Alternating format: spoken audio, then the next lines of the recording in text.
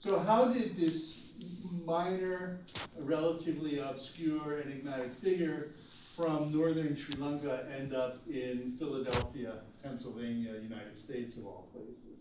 Well, that's the next part of the story. Here's Pennsylvania, thanks to Google Maps, and I call this part the Philadelphia story. So we talk about arriving, preaching, planting roots, going back and forth, and aging and dying, and then I'll get to my conclusions. So Carolyn Andrews, the late Carolyn Andrews, plays a pivotal role in how he got to the United States.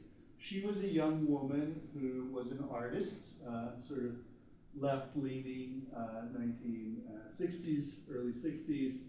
Her father was a soldier, went off to Vietnam to fight in the war.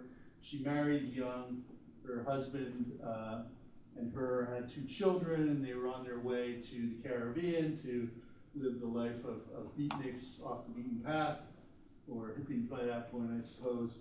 And in New Orleans, on their way down to the islands, she fell into a trance, and she was in it apparently for quite a long time, and when she came out of it, she spoke to her husband about having this profound experience that she couldn't explain, and he thought that she was insane, sort of like one of these possessed people that Bawa was beating with sticks to, liberate them from their demons. So he left her, he divorced her, and she ended up moving to Philadelphia, where she met a graduate student, ironically enough, of anthropology at the University of Pennsylvania in Philadelphia, who was from Sri Lanka. Muhammad Maruf was his name.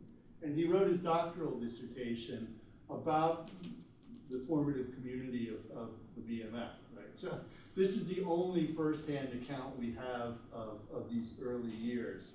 And then Maruf kind of disappeared off the scene altogether. But the ball of light there, I used that to symbolize the nur, the spiritual light or mystical light that I talked about before, marks all the spots. This is where